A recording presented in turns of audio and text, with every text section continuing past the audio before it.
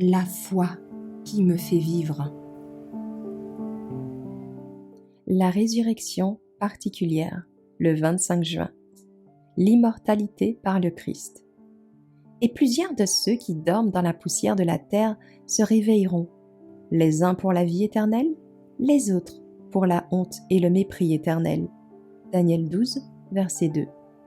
C'est à minuit que Dieu manifeste sa puissance pour la délivrance de son peuple. Le soleil apparaît, brillant de toute sa force. Les signes et les prodiges se succèdent rapidement. Les méchants regardent la scène avec terreur et étonnement, tandis que les justes contemplent avec une joie solennelle les signes de leur délivrance. Tout dans la nature semble dévier de son cours. Les ruisseaux cessent de couler. Des nuages sombres et lourds s'élèvent et se heurtent les uns aux autres. Au milieu des cieux en colère, il y a un espace clair, d'une gloire indescriptible, d'où vient la gloire de Dieu, comme le bruit des grandes eaux disant « Tout est accompli ». Apocalypse 16, verset 17. Cette voix fait trembler les cieux et la terre.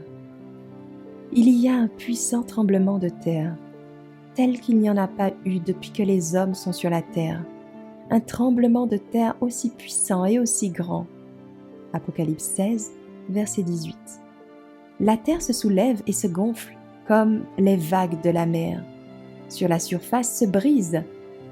Ses fondations même semblent céder. Les tombeaux s'ouvrent et beaucoup de ceux qui dormaient dans la poussière de la terre se réveillent, les uns pour la vie éternelle, les autres pour la honte et le mépris éternel. Daniel 12, verset 2. Tous ceux qui sont morts dans la foi au message du troisième ange sortent glorifiés de la tombe pour entendre l'alliance de paix de Dieu avec ceux qui ont gardé sa loi.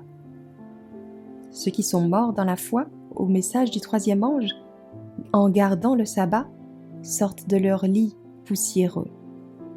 Ceux qui l'ont percé, Apocalypse 1, verset 7, ceux qui se sont moqués et ont tourné en dérision les agonies du Christ, et les opposants les plus violents à sa vérité et à son peuple, sont ressuscités pour le contempler dans sa gloire, et pour voir l'honneur placé sur les fidèles et les obéissants.